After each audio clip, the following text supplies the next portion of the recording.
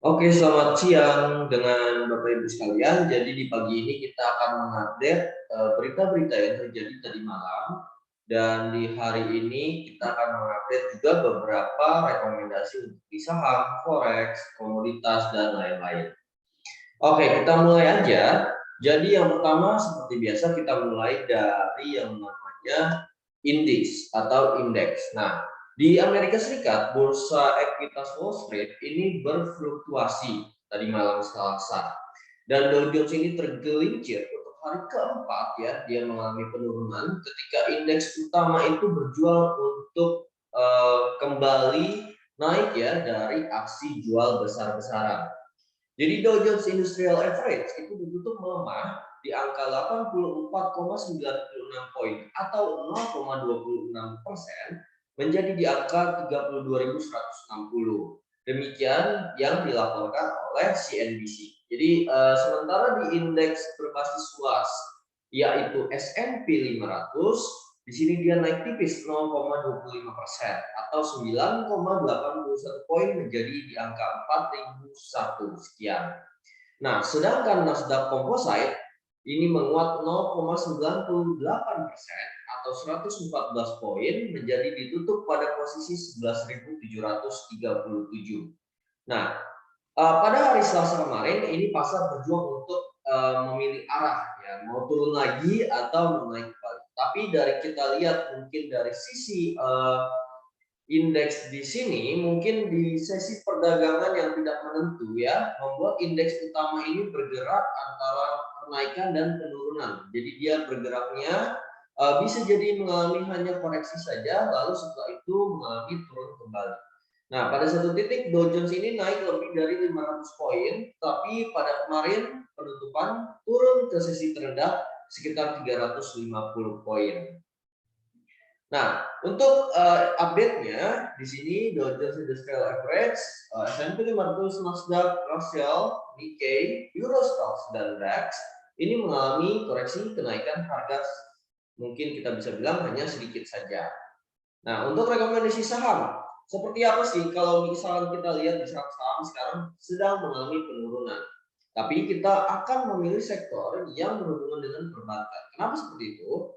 Karena dari sisi kenaikan suku bunga di Amerika Serikat, kita bisa memilih sektor perbankan, di mana kalau terjadinya kenaikan suku bunga, maka ini akan menjadi keuntungan bagi bank-bank yang memiliki kredit atau untuk pinjaman kepada masyarakat umum. Nah, di sini kita ada yang namanya rekomendasi di Bank of America. Nah, jadi ini bank yang ada di Amerika. Nah, kalau kita lihat short term-nya ini harga akan rebound ya, mendekati di harga sekitar 40,6 dolar. Ya, jadi kita bisa mengambil short term untuk melakukan pembelian di saham Bank of America. Oke, kita lanjut ke commodities. Jadi di harga emas kemarin ya, emas ini berbalik arah dan jatuh kembali di hari Selasa karena dolar kembali menguat. Sementara investor mengalihkan perhatian mereka ke data inflasi Amerika untuk isyarat pada strategi kebijakan moneter si Federal Reserve-nya ya. Jadi harga emas di pasar spot turun 0,5% menjadi di angka 1.844,95 per ons pada jam 12 tadi malam. Nah, untuk pagi ini masih mengalami penurunan ya, kalau nanti kita akan lihat dari sisi teknikalnya ya. Di emas berjangka Amerika Serikat ini ditutup merosot 1% yang menjadi di angka 1.841 per onsnya. Nah, untuk di nanti malam investor ini menunggu data indeks harga konsumen ya atau IHK Amerika yang akan dirilis pada Rabu untuk mengukur kemungkinan dampaknya terhadap rencana kenaikan suku bunga The Fed. Nah, di chart untuk dari sisi analisa teknikal, kita akan melihat bahwa harga gold ya atau emas ini akan masih mengalami penurunan ya. Diprediksi untuk short posisinya ini jika harga ini terus turun di bawah 18,1, dia akan mencapai target di angka sekitar 18.13. Tapi lihat lagi dari sisi koreksi harganya, jika harga ini akan mengalami kenaikan koreksi, kita bisa menunggu konfirmasi untuk bisa melakukan sell. Oke, untuk dari forex, nah USD karena selama seminggu kemarin sudah mengalami penguatan, pastinya akan ada koreksi. Nah, koreksi dari sisi USD sekarang ada di New Zealand dollar, Australian dollar, GBP, Canadian dollar, Euro, Swiss franc, Japanese yen mengalami penguatan terhadap USD. Oke, lalu kita ke rekomendasinya untuk di forex itu seperti apa sih?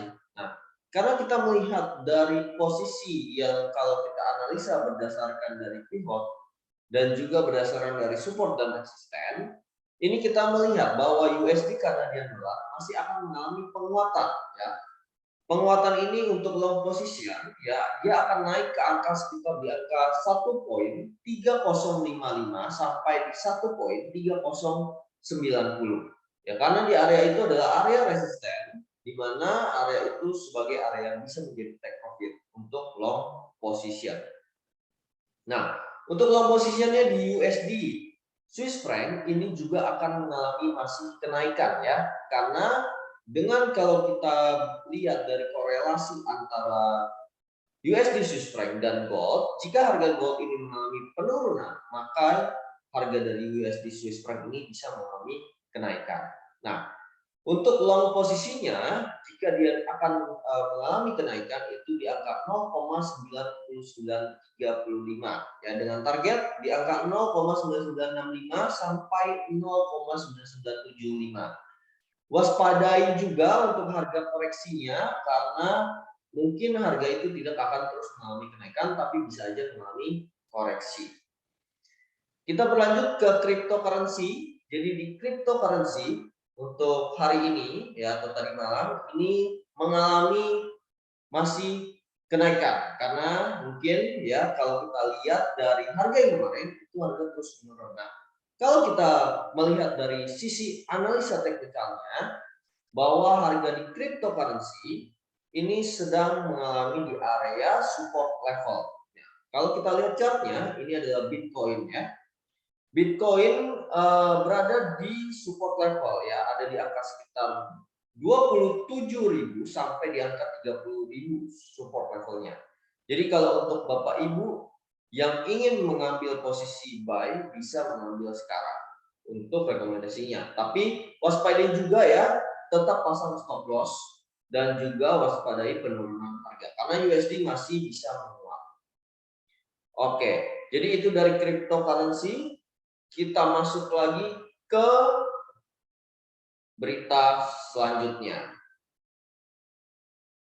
Nah, di berita selanjutnya, di sini Bapak Ibu masih bisa akan melihat berita dari forexfactory.com. Apa sih yang ada di forexfactory.com saat ini?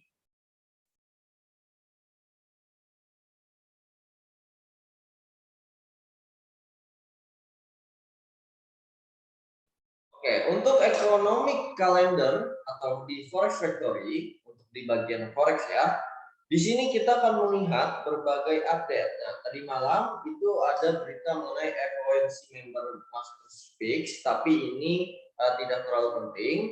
Di jam 7.30 nanti malam kita akan melihat berita dari USD, di mana dia akan melaporkan kembali tingkat inflasi yang akan terjadi di Amerika Serikat. Jadi untuk Bapak Ibu, jika ingin trading di forex, waspadai di jam 7.30 malam jika berita ini keluar. Oke, jadi berita hari ini cukup sekian aja. Terima kasih banyak. Selamat siang.